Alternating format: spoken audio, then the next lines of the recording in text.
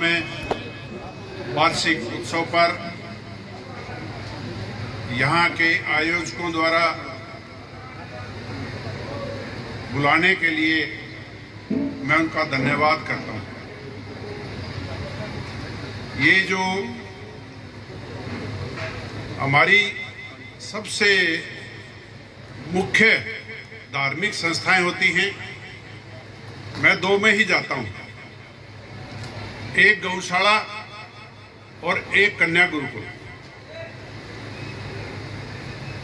शुरू से गौ और कन्या के प्रति जो एक हिंदू धर्म के अंदर मान्यता है, चालू हो रहा भाई, उसको मैं मानता हूँ। कौन इस गौशाला के प्रधान स्वामी जी और दूर दराज से आए मेरे बुजुर्गों और जवान साथियों, ये गौशाला जो है ना, ये इसलिए बची हुई है कि इसमें आप लोग जुड़े हुए हैं। मैंने बचपन के अंदर बैलों की खेती अपने घर में देखी हुई है। उस टाइम पे एक कहावत सुनते थे, एक बुजुर्ग आदमी ने कहा कि बहू के तो लड़का हो जा और गाय बछड़ा दे दे, भैंस तो चाहे कटियाई दे दो। मतलब पहले जिस बैल की खेती, जिस गाय का दूध पी के परिवार बड़ा होता था, जिस बैल की खेती खा के हम अपना गुजारा करते थे, उसकी कमाई खाते थे, वो हमारे परिवार को चलाती थी। गौ माता का हमारे ऊपर इतना बड़ा कर्ज है जो आज कुछ समाज के लोग तो इसको उतार रहे हैं, लेकिन पालन इसलिए बंद हो गया, गौशालाएं इसलिए ज्यादा आबादी गौशालाओं में संख्या इसलिए बढ़ रही है कि गौओं को घर में रखना कम कर दिया। पहले हर घर में गऊ होती थी और उसका कारण हो गया दूध की मात्रा कम होने की वजह से जो क्रॉस ब्रेड गाय हैं उनकी तरफ बढ़ गए लोग। अन्यथा जो आज ये समाज इन गऊओं को बचाने के लिए लगा हुआ है, जो काम कर रहा है, जो स्वामी जी ने 9 गौशालाएं खोली हैं, मैं स्वामी जी की इस गौशाला में भी पहले आया था, खनौरी भी गया था और जुलाना तो मैं 25 साल प्रधान भी रहा। मैंने खुद रिजाइन दिया। ये स्वामी जी बैठे हैं, इनको खुद लिख के भेजा कि मेरे को पद इसलिए नहीं चाहिए कि आपको वर्किंग आदमी प्रधान बनाना चाहिए। मैं तो दिल्ली रहता हूँ, मैं यहाँ नहीं रहता, तो मैं लोगों के पास जा नहीं पाता, मांग नहीं पाता। मेरे अकेले देने से गौशाला नहीं चलेगी, आप किसी लोकल आदमी को प्रधान बनाओ जो गौशाला का काम कर सके। उसके बाद मैंने वहाँ से रिजाइन कर दिया था। और दूसरा ये है कि कभी भी जुलाना की गौशाला में आज तक ना चुनाव हुआ, ना कोई पद के लेके किसी की कोई लड़ाई हुई। जिसको स्वामी जी बनाते हैं वही गौशाला में प्रधान रहता है। उस गौशाला में कोई किसी किस्म का विरोध नहीं है। मैं चाहता हूँ आज सामाजिक संस्थाएं जहाँ भी हैं वो इसी तरीके से चलनी चाहिए। आज बहुत संस्थाओं में चुनाव होने शुरू हो गए। गौशाला तो एक अलग प्लेटफार्म है। आप शिक्षण संस्थाएं देख लो जो समाज द्वारा संचालित हैं, जो समाज के बड़े बड़े, जैसे दिल्ली में अग्रसेन हॉस्पिटल है, उसमें भी इलेक्शन होता है। तो मैं देखता हूँ इन सामाजिक संस्थाओं में लोग इनको एक प्लेटफार्म के रूप में यूज करना शुरू कर दिया। ये समाज की संस्थाएं, ये प्लेटफार्म नहीं है राजनीति करने के लिए। राजनीति करने के लिए अपने पैसे खर्च करो, अपने प्लेटफार्म बनाओ, समाज की संस्थाओं का दुरुपयोग ना करें। और समाज की संस्था में वो लोग नहीं आने चाहिए जिनको अपना नाम चमकाने की जरूरत है, जिनको अपनी शोहरत चमकाने की जरूरत है। जो समाज के अंदर अगर आना है तो सेवा के लिए आओ, दान करने के लिए आओ। दान का मतलब ये नहीं होता कि आप लाखों रुपए जो जब दानी होते हो। जिसकी जो अक्षमता होती है उसको अपनी पूरी अक्षमता से जितना भी सहयोग जहाँ पर भी हो सकता है, वो कोई भी हो। ये गौशाला जो है ना, ये तो हमारे जिले की है। मैं तो फरीदाबाद की गौशाला में भी जाता हूँ, पलवल की गौशाला में भी जाता हूँ, हिसार की गौशाला में भी जाता हूँ। होता क्या है, गाय कहीं भी बंधी हुई है, एक गाय है, किसी भी गौशाला में है वो गाय है।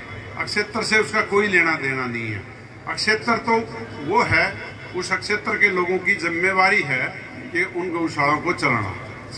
ये समाज द्वारा चलाए जाने वाली संस्थाएं हैं और समाज हमारा आज भी इस सक्षम है, दानी है, सेवक है, तभी ये संस्थाएं इस तरीके से चल रही हैं। मैं कई साल पहले जब लक्ष्मी जी सेठ हमारे इस सफेदों के होते थे, उनने एक बार कहा था कि आप इस गौशाला में आओ, तब मैं आया था। तो उस टाइम यहाँ पे गौशाला में खड़ंजा लगवाया था मैंने पूरी गौशाला के अंदर। ये सब मैं इतना ही यहाँ सहयोग कर पाया हूँ। उसके बाद ना मेरे पास कोई आया है और ना ही मैं आया हूँ। सच्चाई यहीं तक है। दूसरी बात, राजकुमार जी मेरे छोटे भाई पूरे साल जुड़े रहते हैं, सामाजिक चीज़ों में ध्यान रखते हैं। इन्होंने मेरे को फ़ोन किया गौशाला में आना है।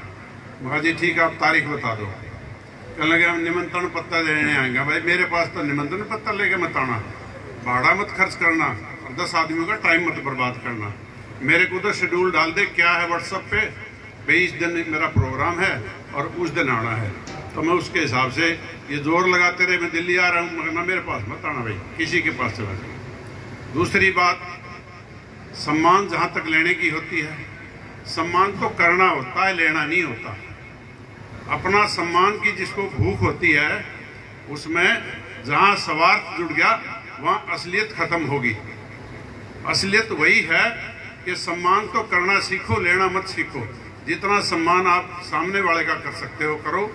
मैंने जो यहाँ बुलाने पर इन्होंने माला जो डालने की कोशिश की थी, मैंने ज़िंदगी में आज तक अपने गले के किसी संस्था की माला नहीं लगने दी, किसी आदमी की मुझसे माला नहीं डलवाई। मैं तो आप जैसा हूँ, मैं कोई ना वीआईपी हूँ ना मुख्य अतिथि हूँ। मैं तो एक गो सेवक कह लो, गो भगत कह लो या मेरी आस्था कह लो, उसके नाम का मैं यहाँ पे आया। मैं कोई मुख्य अतिथि नहीं हूँ। और इतना ही कहना चाहता हूँ कि जो लोग यहाँ आए हैं, वैसे तो ये सेठों का शहर है, सेठों की गौशाला है और यहाँ पर अच्छे अच्छे सक्षम लोग इलाके में भी हैं, पैदावार भी इस इलाके में अच्छी है। और वो हालत यहाँ अंदर आने के बाद लगती भी है कि यहाँ के लोग सामर्थ्य हैं, सक्षम हैं खर्च करने के लिए और आस्था भी रखते हैं खर्च करने में। और ये गौशाला चंद दिनों में अच्छी जितनी आगे बढ़ गई है, वो इलाके के लोगों का सहयोग है। बाहर से आने वाला आदमी क्या होता है, साल में एक दिन आ जाएगा, 10 साल में एक दिन आ जाएगा, कितना भी दे जाओ, वो इलाके के लोगों का कोई मुकाबला नहीं होता। जो एक एक रुपया आता है ना, वो सबसे बड़ा रुपया होता है। जो एक एक दाना आता है वो सबसे बड़ा दाना होता है। और जो एक एक दिन आके यहाँ सहयोग देते हैं, टाइम देते हैं और संस्था को आगे चलाने में सहयोग करते हैं, योगदान तो उन लोगों का होता है। हमारे जैसे लोग तो आएंगे, 10 मिनट माइक पकड़ा और बोल के चले जाएंगे। उनके पास ना, अब मैं सबसे पहले बोलने के लिए प्रयास किया मैंने कि भी सबसे पहले मेरे को टाइम दे दो ताकि मैं फारिग होकर मैं अपना काम संभालूं जाके। तो मैं यही कहना चाहता हूं राजकुमार भाई का, जो इन्होंने मेरे को याद किया, मेरे को मौका दिया और राजकुमार भाई ने मेरे को बुलाने के लिए प्रयास किया। तो प्रयास नहीं कहूँगा, इनका आदेश था और मैं मान के यहाँ पर आया। और स्वामी जी का, मैं जो हमारे पहले स्वामी गोरक्षानंद जी थे, उनका भी बहुत दिल से इज्जत करता हूँ। और जो आज उनके उत्तराधिकारी हैं हमारे स्वामी जी, ये भी बिल्कुल एक ऐसे व्यक्ति हैं जिसके अंदर गुण ही ढूंढ सकते हो, अगुण नहीं ढूंढ सकते आप। पूरे समर्पित हैं गौओं के प्रति। ऐसे हमारे को उनके उत्तराधिकारी मिले, अच्छा हुआ। जितना परिश्रम वो करते थे, जितने वो विद्वान थे, उनको एक ऐसा व्यक्ति मिला जो उनके क्षेत्र को आगे बढ़ा रहा है, उनके काम को आगे बढ़ा रहा है, उनको जिंदा रख रहा है। मैं स्वामी जी का भी धन्यवाद करता हूँ, गौशाला की कमेटी का भी और इलाके के आए लोगों का भी, जिन्होंने मेरे को यहाँ कुछ समय बोलने के लिए दिया। अब आगे बात सहायता पे। जो देखो, वैसे तो मैं अनाउंस करता नहीं हूँ किसी स्टेज से भी मैं क्या दूंगा। पहले बताओ, अगर आप ये कहो कि मेरा तो कहना एक ही होता है, ना तो मैं देने वाला हूँ ना मेरे पास देने के लिए कुछ है। जो परमात्मा देता है, जो ड्यूटी वो लगाता है, वो मैं अपनी पूरी कर देता हूँ, वो मैं आगे सरका देता हूँ। जो उसका आदेश होता है वो मैं आगे दे देता हूँ। अनाउंस करने की मेरे को आदत नहीं है। बाकी अगर आपको ये लगे कि मैं बोलूं तो मैं बोल भी दूंगा, वरना मेरे को किसी स्टेज से किसी भी राशि को बोलने की मेरी कोई इच्छा नहीं होती और ना मुझे अनाउंस करना होता है। मैं इतना बोल देता हूं, इतना आपको इशारा बोल देता हूं कि जो ये संस्था ड्यूटी लगाएगी या इस संस्था में जो ये मशीन आई हुई है, इसका 2.5 लाख रुपए उन्होंने बताया था, इस पे ताड़ी मत बजाओ। ऐसी 4 मशीनों की राशि भेज दूंगा मैं। धन्यवाद। इन्हीं शब्दों के साथ मोटा मोटी आप समझ गए होंगे कि आ जाएगा। ठीक है जी। बाकी मैं इसलिए नहीं बोलता कि ये फिर अखबारों में छापते हैं, ये उन पे मीडिया में डालते हैं, और उससे क्या है, मेरे को अच्छा नहीं लगता। क्योंकि प्रशंसा करवाने की बजाय काम करना चाहिए। और काम क्या करना चाहिए, संस्था की सही रूप में मदद करनी चाहिए। पैसे वैसे तो भगवान देता है, उसी का विषय है, उसी ने देने हैं और उसी के देन लेने से पूरा होगा।